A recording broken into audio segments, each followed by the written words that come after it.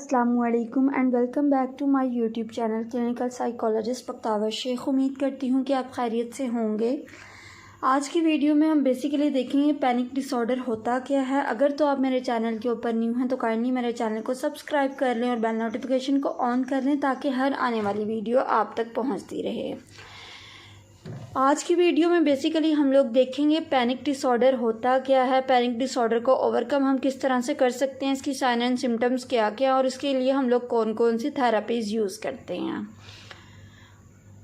Online sessions की booking के लिए आप दिए गए नंबर के ऊपर रब्ता कर सकते हैं। इसके अलावा फेसबुक और इंस्टाग्राम के जो मेरे पेजेस हैं उसका लिंक मैंने आपको डिस्क्रिप्शन बॉक्स में दिया हुआ है, वहाँ से ईज़िली जाके आप मेरे पेजेस को भी देख सकते हैं।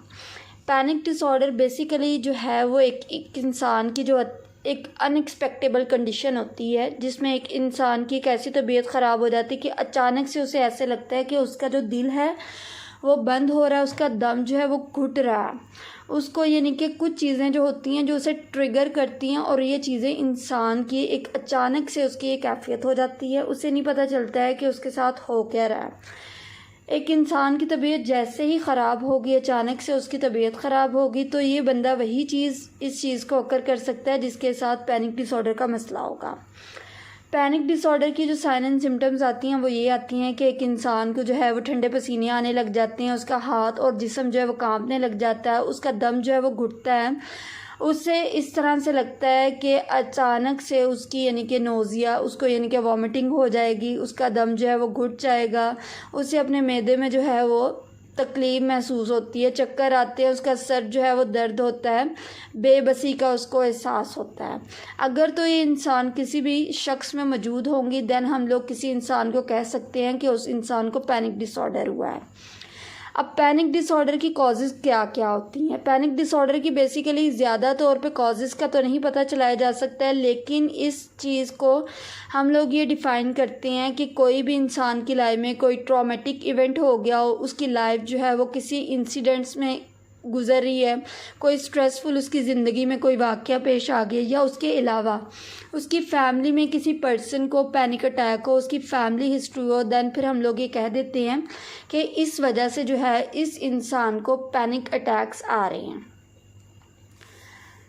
पैनिक डिसऑर्डर्स जो हैं वो दो तरह के होते हैं। एक तो पैनिक अटैक्स होते हैं, कुछ चीज़ें जो हैं वो इंसान को ट्रिगर करती हैं, यानी कि कोई एक इंसान एक कंडीशन में जाता है और वो कंडीशन या वो चीज़ें अगर उसके सामने आ जाएंगी तो सडनली उसको जो है वो पैनिक अटैक आ जाएगा।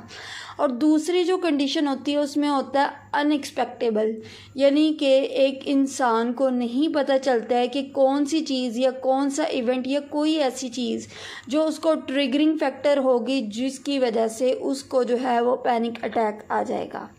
तो ये दो टाइप्स के पैनिक अटैक्स होते हैं।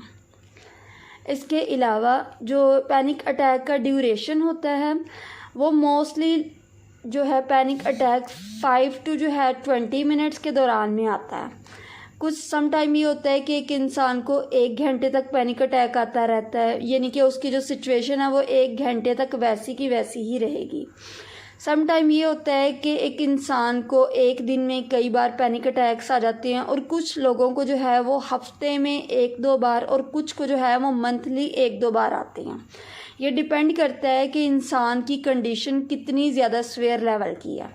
अगर किसी इंसान की कंडीशन ज़्यादा सीवियर नहीं है तो फिर उसको कम पैनिक अटैक्स आते हैं। अब इसका ट्रीटमेंट क्या है। ट्रीटमेंट पैनिक अटैक्स का बेसिकली जो होता है वो 9 to 6 मंथ है, यानी कि 6 से 9 माह के दौरान में इसका जो है वो ट्रीटमेंट हो जाता है।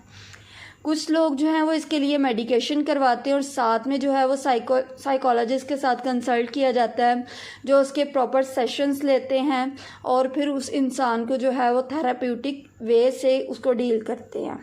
सम टाइम ये भी होता है कि अगर इंसान की कंडीशन बहुत ज़्यादा सीवियर लेवल की होती है तो उसको जो है वो सारी ज़िंदगी ही इसका ट्रीटमेंट करवाना पड़ता है। इसके अलावा पैनिक डिसऑर्डर के लिए जो सबसे ज़्यादा मोस्ट इफेक्टिव थेरेपी है वो है कोग्निटिव बिहेवियरल थेरेपी।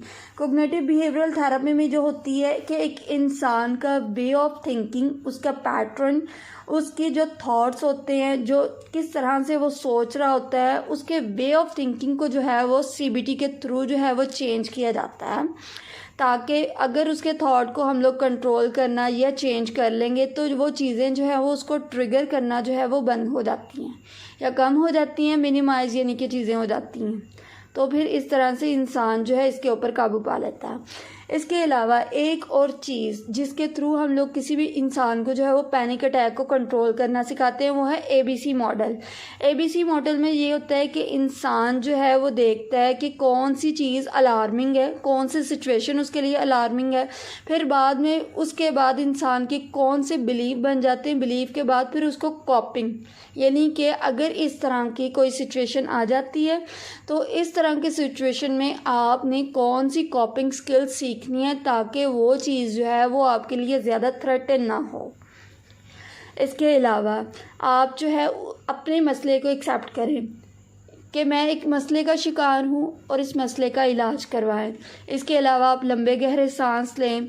आपने जो है वो जब आप लंबे गहरे सांस लेते हैं तब आप अपनी सांस के ऊपर फोकस करें, अपने आप को नॉर्मल रखने की कोशिश करें, रियलिटी को आप गेट बैक करें, बिल्कुल भी फिज़िकली लोगों के साथ इर्द गिर्द मिल के रहें। रिव्यू ऑफ द सिचुएशन, ये देखें कि आपको कौन सी चीज़ें ट्रिगर कर रही हैं जो आपके लिए प्रॉब्लमेटिक है।